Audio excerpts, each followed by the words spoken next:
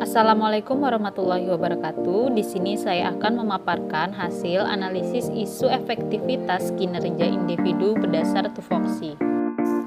Perkenalkan, saya Nur Halida, okupasi terapis di Rumah Sakit Idaman Kota Banjarbaru.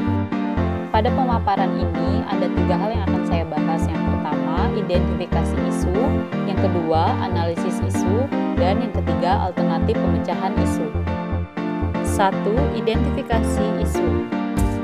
Isu yang ada di ruang okupasi terapi. Yang pertama ada pencatatan hasil terapi, yaitu belum dilaksanakannya dokumentasi pelaksanaan per sesi terapi. Yang kedua adalah home program, yaitu home program yang diberikan terapis tidak dilakukan oleh pasien di rumah. Yang ketiga yaitu jadwal terapi, kurang patuhnya kedatangan pasien sesuai dengan jadwal terapi yang telah diberikan. Yang kedua, analisis isu. Pada analisis isu kali ini, saya menggunakan pendekatan teknik USG, urgency, seriousness, dan growth. Metode USG merupakan salah satu cara menetapkan urutan prioritas masalah dengan metode teknik scoring 1-5 dan dengan mempertimbangkan 3 komponen dalam metode USG. Berdasarkan analisis teknik USG ini didapatkan prioritas isu yaitu kurang patuhnya kedatangan pasien sesuai dengan jadwal terapi. Setelah didapatkannya prioritas isu, dilanjutkan analisis sampai ke akar masalah dengan menggunakan fishbone diagram. Pada fishbone diagram terdapat 4 poin yang menyebabkan tidak datangnya pasien rutin sesuai dengan jadwal terapi yang telah diberikan. Poin pertama dilihat dari surrounding yang terdiri dari komunikasi belum terjalin dengan intens antara pasien dan terapis. Yang kedua, masuk sekolah atau ada kegiatan lain dari pasien. Poin kedua, skills yang terdiri dari motivasi diri yang kurang dan kurangnya memahami manfaat dari terapi yang diberikan. Poin ketiga, suppliers yang terdiri dari ruang tunggu tidak memadai dan sumber daya manusia yang kurang. Poin keempat, sistem yang terdiri dari penjadwalan berdasarkan waktu terapis dan satu jenis terapi dalam satu hari.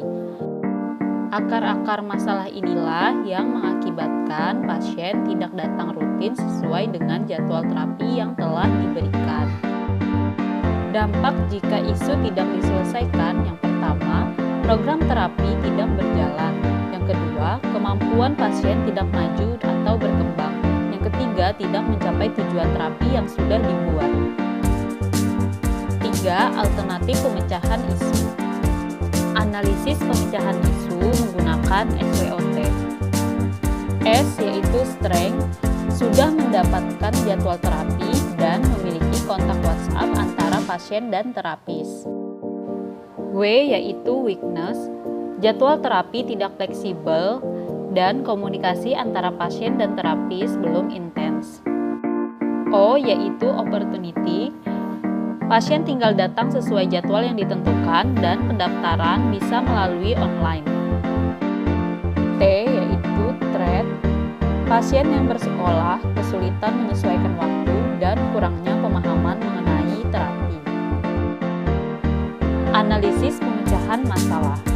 Alternatif penyelesaian yaitu membuat grup yang berisi pasien dan terapis. Tahapannya, yang pertama membuat grup yang berisi pasien dan terapis. Yang kedua, mengingatkan jadwal terapi setiap hari di grup yang berisi pasien dan terapis. Yang ketiga, meminta pasien konfirmasi kedatangan. Hasilnya, yang pertama, pasien mengingat jadwal terapi dan datang sesuai jadwal. Yang kedua, termotivasi dari teman dalam grup yang responsif. Kemudian, pihak yang terlibat yaitu terapis dan pasien. Sekian hasil analisis isu efektivitas kinerja individu